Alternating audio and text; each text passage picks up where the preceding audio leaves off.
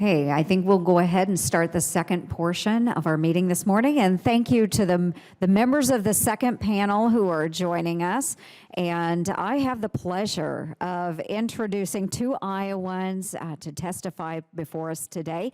And I will then turn to Ranking Member Heitkamp, who will introduce our third panelist, who hails from her home state of North Dakota. It is my distinct honor to introduce you to an amazingly entrepreneurial North Dakotan that we've invited here to speak. Cris Somerville is co-founder, co-owner, and president of Dakota Turbines, located in Cooperstown, North Dakota.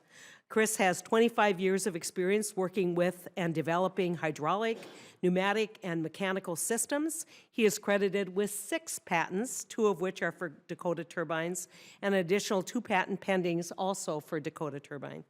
He has extensive knowledge and experience in 3D modeling and design software. Taking on difficult projects and providing innovative solutions is something that Cris takes great pride in. Cris is more likely to be found in the shop or playing on a wind turbine tower than in a boardroom. He is a hands-on manager that never asks an employee to do anything he wouldn't do himself.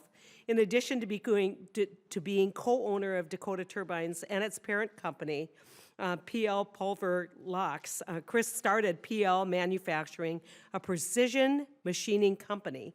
He's a North Dakota registered journeyman machinist and sits on the Griggs Steel Empowerment Zone board as well as their loan committee. Unfortunately, Chris's wife Jody and 3 daughters, Morgan, Alicia, and Ellie, weren't able to be here today with him, but I know they share great pride in your accomplishments as I do. Cris, thanks so much for coming and sharing your information. Well, thank you, Chairman Ernst, Ranking Member Heitkamp, and subcommittee members for inviting me here to testify before you today. My name is Cris Somerville, and I'm co-owner of the small wind company Dakota Turbines from North Dakota. I'm also a member of DWEA, the Distributed Wind Energy Association, which is our national trade group with over 100 members dedicated to promoting the distributed wind industry in America. Today, I'd like to share with you my perspective of the U.S. distributed wind energy industry and how it relies on our government's continued support through effective incentive programs like the USDA REAP program and the small wind ITC. First, I'd like to explain what distributed wind is. It's sometimes referred to as small wind because it's usually a single turbine under 100 kilowatts that serves an individual local site. However, distributed wind can also include larger turbines and community wind projects that are deployed behind the meter. But large wind farms are not included. Electricity produced by distributed systems is consumed locally, offsetting power purchased from the utility, which results in reduced electric bills. The typical customer is rural because a proper wind turbine installation requires adequate land space and tall towers for unobstructed access to the wind. Distributed wind has all of the typical renewable energy benefits, including environmental, electric price stability, energy independence, and national security. But what I really want to focus here today is one very special benefit, which is made in the USA. The U.S. small wind industry is comprised of 90% American-made machinery. American small businesses like Dakota Turbines are employing thousands of skilled workers, and we have a network of over 3,000 suppliers nationwide. Our projects require local construction labor and O&M support, concrete, wiring, trucking, trenching, backhoes, and cranes. All combined typically represent 50% of the cost of the system. So our industry truly is American small businesses, which are often rurally located, doing work with other American small businesses. When a U.S. small wind project receives an incentive, those taxpayer dollars are staying in this country, benefiting our small businesses and our citizens. Just in the U.S., there are literally tens of millions of suitable sites for distributed wind systems. They represent the potential of 1,400 gigawatts of installed capacity. This industry simply has enormous potential to be a very significant factor in our domestic energy mix. And DOE's vision for our industry is to reach 30 gigawatts of domestic capacity by 2030. This can give rise to 150,000 new and skilled American jobs. Republicans and Democrats alike, in fact, 90% of the U.S. population want renewable energy to become a bigger part of our country's energy mix. The technology is ready and the people are ready, and I would say the planet is ready. All that's needed right now is a commitment to longer-term smart policies so that our industry is allowed to grow and reach parity with more mature technologies. In terms of federal policy that we support, first and foremost is the energy title of the Farm Bill. In particular, we are big proponents of REAP. Though we see a little bit of room for improvement, this is a very well-run program. It's been very successful funding energy efficiency and renewable energy projects all across the U.S. in every single state. In fact, most of my customers of Dakota Turbines have been awarded REAP grants. I'd also like to briefly mention federal tax policy, even though that's not the purview of this committee. Dakota Turbines and DOE are urging Congress to extend the small wind ITC for businesses and residences, sections 48C and 25D. Though extended for solar, the ITC for small wind and other clean technologies expires this year. And if all renewable technologies are not treated fairly, then Congress is picking winners and losers and putting valuable growing American small companies like Dakota Turbines and American jobs at risk. In closing, the U.S. distributed wind industry is all about supporting small businesses and American jobs. Its customers are rural and ag-related. Supported by strong policies such as the REAP program and the small wind ITC, it's a shining example of positive economic development in rural America.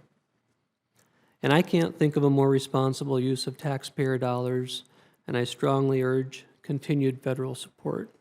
So thank you again for having me here today, and I'm happy to answer any questions. Thank you very much, gentlemen, this morning for your testimony.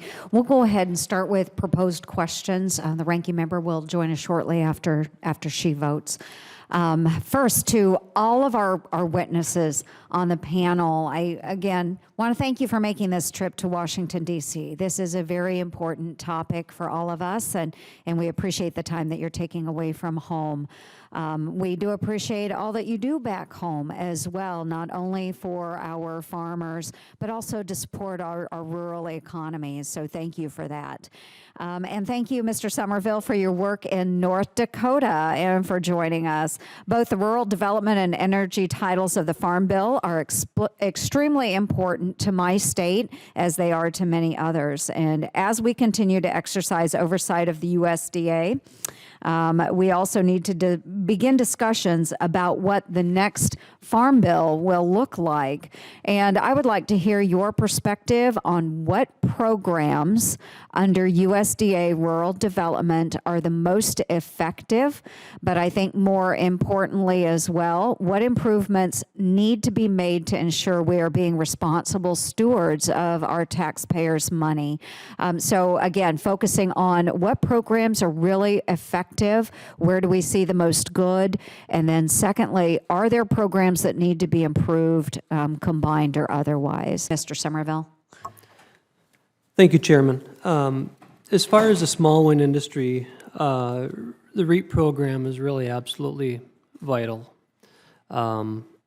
We would like to see continued support for that program well beyond 2019, increased funding if available. A small complaint that we believe is being addressed is in the scoring process of REAP, how distributed wind applications are competing against more mature technologies within the REAP applications. But again, I believe that issue is currently being taken care of. So we're big fans of REAP. We love REAP, and go REAP.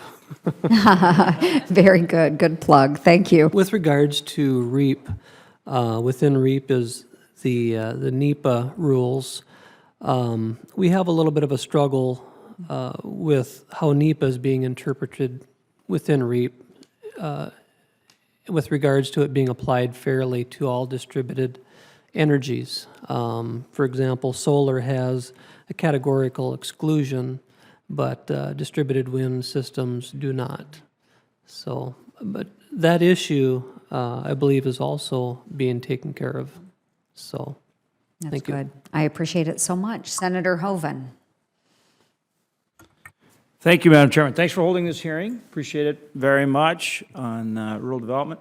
And I'd like to thank all of our witnesses for being here and for the work that you're doing. In particular, I'd like to thank Mr. Somerville. Welcome. How are things in Cooperstown? They're very good. Thank you, Senator. Good. And, Yep. and with your company, tell me how your company's doing. Company's doing well. Dakota Turbines has 12 employees. We've got a bright future. We need a little bit of help with federal policies, but we're pretty excited to be hopefully a major player in our small wind industry. How long ago did you start the company and what led you to do it? Wow, how far back do you want me to go, Senator? Well, I've got 4 minutes and 46 seconds. Okay, I'll use it all.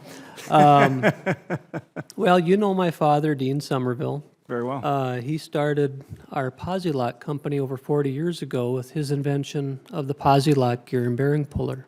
Right. Together with my mother, they grew Posi lock slowly over many years. As my two sisters and I grew up, we were involved with the company. When we were done with our schooling, we found our own place within the family company. And we all have kind of branched out into other new exciting areas of interest. My sister Stacy started Dynamics Marketing, which employs 150 North Dakota residences in 3 locations, North Dakota. And what they do is they are a high-tech teleservices company that focuses primarily on market research. My sister Tamra is focusing on the Posi lock sales and marketing efforts, and in particular, international marketing. She has grown the Posi lock sales unbelievably, and more importantly, the export markets now make up almost 30% of our total sales volume. Interestingly, most of that product is going into China. So she's doing some wonderful things with the Posi lock company. In fact, she's going to be here in 2 weeks to accept an award from the Manufacturing Institute as being one of the top 100 women in business. Fantastic. So what I've done with the companies is I started the precision machining operations for Posi lock. We make our own precision components for our own products. We also do job shop work for other area companies. That was started in large part with the help of a 0% USDA loan. So I can honestly say without that loan, the precision machining operations wouldn't have gotten a start and wouldn't eventually have created Dakota Turbines. So really appreciate that program as well. Dakota Turbines was started 10 years ago out of my love for renewable energy, and because we had developed engineering and manufacturing capabilities, we thought that we could contribute to our small wind industry here in America. It's been a long, difficult road. Developing a wind turbine is the equivalent of creating an automobile that'll drive 150,000 miles per year for 20 years with almost zero maintenance over its life. So it's a very, very expensive and long-duration development project. But we're 10 years in. We've been marketing our products for several years, and we have a small fleet of 40 wind turbines throughout the upper Midwest. And like I said, our future looks bright. What's the key to getting the utility companies to work with you on the distributed wind piece? Wow, that's a loaded question. Well, in a state like North Dakota, we run into problems where the fossil fuel industry pretty much has a grip on our state. It's hard to make inroads with utilities. It's hard to make inroads with legislature when we are such a fossil fuel known state, to be honest with you, Senator. But what economic model would, work for them as well as for individuals that want to have the windmills and provide the energy? Great question. I would love to see the utilities invest in more renewable energy, specifically distributed wind energy. We believe that distributed wind has a great benefit to the utility. Distributed wind, because it's spread out over a vast area, it strengthens outlying weak grid systems that we commonly have in areas, rural North Dakota. The utilities can benefit from renewable energy by charging a retail rate now for that energy rather than the large wind farms where that energy is valued at a wholesale rate. So we think the utilities have great promise to be able to harness distributed wind energy in particular. Right, this is a big step for you, right? Because, I mean, right now you can provide energy on the farm or, to a home or business, whatever, but kind of the next step for you would be that distributed energy piece, right? And so you need an economic model that works both for the individual and for the utility company, right? I mean, that's kind of the key we got to figure out, isn't it, to really take that next big step? Yeah, you're absolutely correct, Senator. Okay. Our industry is currently developing leasing models that will mimic the solar leases that have brought the solar industry their big boom in recent years. These small wind leases will allow individuals to get into the equipment with a very small or frankly no capital investment and take full advantage of a renewable energy system day one without the huge burden of the capital expenditure. So. Thanks for your entrepreneurship. It's a great story, and we want to see more of that, not just in North Dakota, but across the country. Thanks so much. Well, thank you, Senator, and thank you for your support. Senator Heitkamp. Thanks, Chairman. Cris, just an update on your testimony. You talked about the work that we did at the end that provided wind tax credits, production tax credits, and ITCs for solar. We're now working on an amendment that would correct and include those who were left behind in that effort. So, from your ears to our work, or from your mouth to our work, we are, in fact, working on an amendment that would accomplish including small wind ITCs in our FAA reauthorization, so we'll keep you posted on that. I want to just switch from wind because obviously I believe that a lot of your market could be the international market. I've been all across the world and have seen firsthand the need for a product that you develop, that can be managed locally, that may not, in fact, ever need to attach to a grid, but can provide that opportunity for electricity in areas that do not have electricity. And one of the challenges that we have is so much of our public policy has really been large command control with huge distribution systems that may not be, in fact, the system that is needed in a village in Africa. It may, in fact, be something very similar to what you're producing. And so we're very excited and very grateful that you are also looking at producing a product that is low maintenance, because I think one of the things we get afraid of is if you put it there, can in fact the people who live there manage the project? And so really look forward to seeing your business grow, look forward to seeing your efforts populate not only the rural landscape in North Dakota, but also across the world. And we think that's a real growth model. Now, with that said, you're also on the empowerment zone committees. You also work very closely with rural development in general, not just in your project. We're looking for some advice here on how we can fashion the programs that we have that could be more responsive to not just you, but all of the efforts that are going on in that region, that empowerment zone. And so I'm wondering if you have any advice for us relative to priorities for rural development. Just to give you an example, I was all over northeastern North Dakota. I did a panel and a roundtable in Walhalla. I was in Cavalier, I was in Grafton, all places that have some great primary sector development. I mean, we've got Marvin Windows, we've got biofuels, we have a lot of projects out there.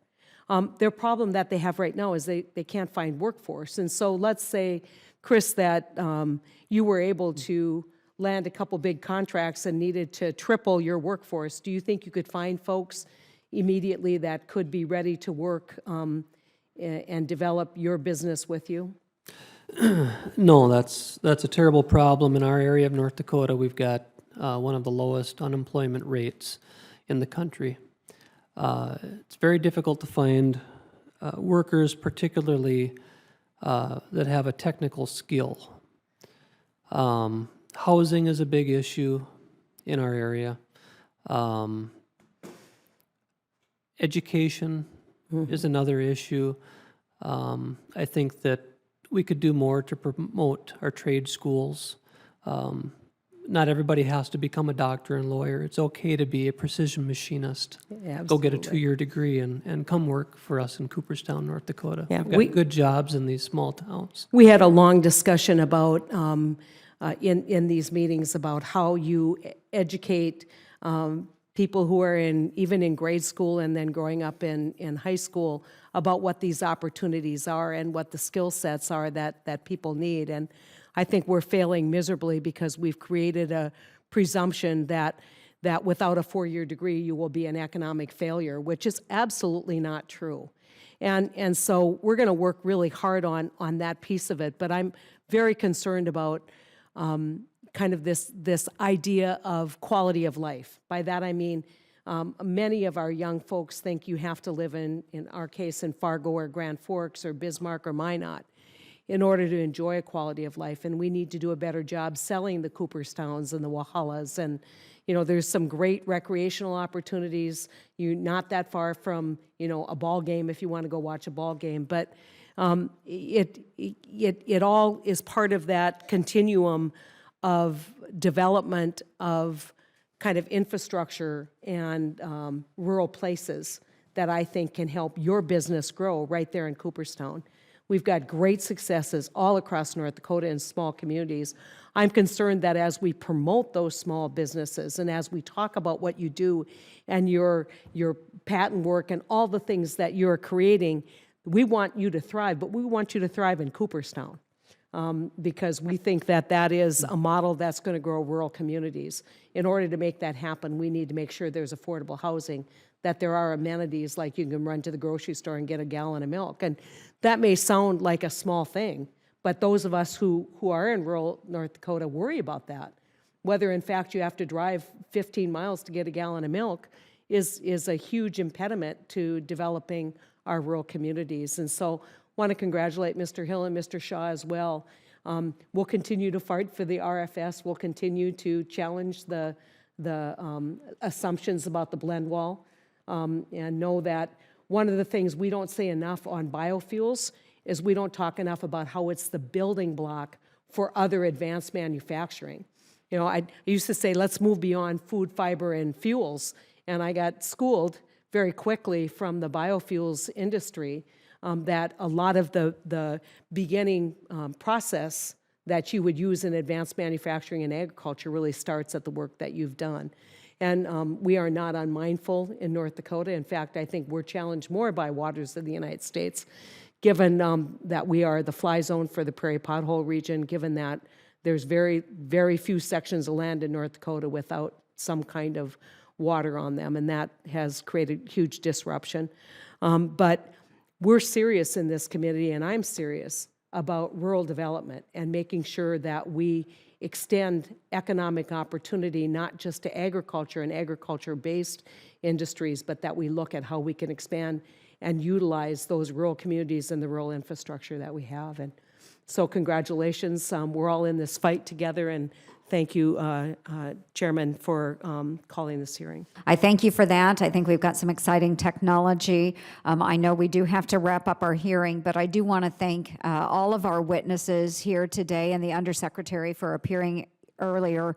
The testimonies provided today are valuable to us and to all of us as we move through any rules, regulations, and of course, any legislation that is put forward here. Thank you, Senator Heitkamp, truly. What an advocate you are for rural development. We appreciate it so much.